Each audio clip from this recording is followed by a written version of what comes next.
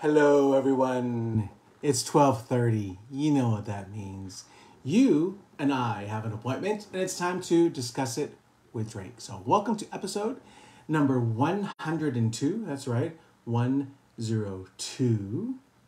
Our correct topic today is 6 things that happen when you become a homeowner. Most of them do, so don't question this. Just accept it, right? Before we get started, go Rams. If you ever miss a live broadcast, all you gotta do, you know what to do. You've heard it 101 times already. Just go over to YouTube, type in Drake's Real Estate TV, hit subscribe. I'd greatly appreciate that. So, if you come visit me right now, please say hello in the comments so that I know that you stopped by. Sometimes I don't see everybody stopping in, but I would appreciate that. So, let's get started. So, becoming a homeowner is more than having a set of keys and your name on the deed, your name on the mailbox, one of those little cute little shingle signs. You may have a rush of emotions the day that you take possession and recognize you now have your place in the world, literally. So, and that's just the beginning. So here are a few things that you can expect to go through, right? You are going to learn about pride of ownership, okay? You may take pride in your car, your clothes, and other minor possessions, but nothing compares to the feeling of being a homeowner, all right? Trust me on this. Buying your first place is an accomplishment, and you get to come home to that accomplishment every day, unless you're on vacation, right? So, yes, so call me about that. Let's make that happen for you if it hasn't already. You're also going to have more peace of mind. Once you've moved into your new home, unpacked, you've taken a breath, exhale, okay? You're going to have that moment where you realize, this shit is mine. Oops, I said a bad word. This is mine.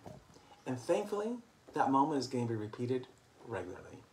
You're going to have it when you look at your countertops and realize, I can redo these any way that I want. I can do anything I want to the cabinets. When you decide to get a dog, you don't have to ask for permission. And when you want to paint your walls any color you choose, well, unless you're married, if that's so, I'd get permission first. Anyways, you're going to obsess over paint colors. So speaking of paint colors, get ready to spend hours and hours and hours at Lowe's or your local Sherwin-Williams, gathering dozens and dozens of paint chips. You're going to have them taped up all over the place. And even if you just want a fresh coat of white on the walls, it's easier said than done, because there are hundreds and hundreds of white paints available.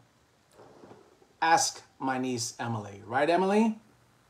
She's the Beige Queen. Anyways, and most of them, to the normal eye, they're white. They're just white, Kind of like my hair. What do you think? Anyways, this makes choosing a plain white paint color nearly impossible. And if you're like me and have some issues seeing some of those colors, good luck, okay? Not to mention that they're going to change from wall to wall to wall, depending on the way that the natural light is hitting them. So have fun. And it is fun. You're supposed to have fun. So what I did was I took the paint that I wanted for the room and I painted it, a nice big swatch on 3 of the walls. And then underneath it, I wrote what it actually was so I would know. And I took the next sample and did the same thing. So I probably had a dozen swatches on the wall. And they were all labeled, because really, if I hadn't painted it myself, I would have questioned the color because it changes. So do it. You are going to learn skills that you'd never imagined that you'd have. So soon you'll be able to snake a toilet, tile a backsplash, refinish your floors. Yes, there are people you can hire for these tasks, and all the others you'll want to need to do in your home over the years. But it can take so much. It can actually be so much more satisfying and cost effective if you do it yourself. But just know your limits. And if you're on a strict budget after buying your first home, you'll likely also have to learn how to care for your own lawn. So get those edging skills down. I remember the first time that I installed crown molding. Yes, I did crown molding. Went and rented one of those miter saws.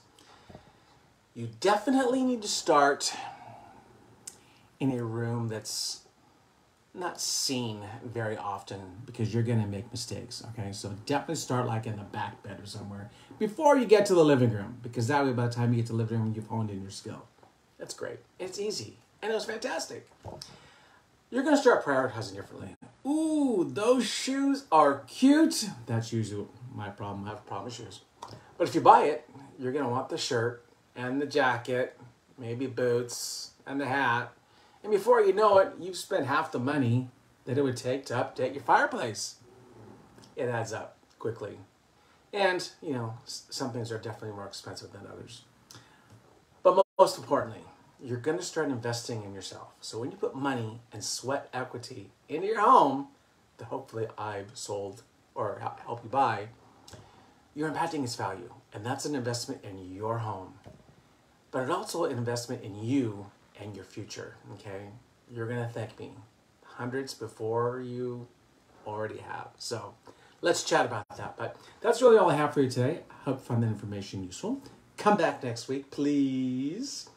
I want to give a shout out to Realty Times for all the information that they provided for me to you today. And as always, please don't keep me secret. Share this with everyone you know. And if there's a topic that you'd like me to discuss in the near future, send it over and I'll get it on the calendar. And I hope that you, yes, you, have a fantastic week. Be kind to one another. Don't forget to live, laugh, and love. And until we see each other next week, when the next move matters, contact Drake Homes. Thanks, everyone. I'll see you soon. Take care.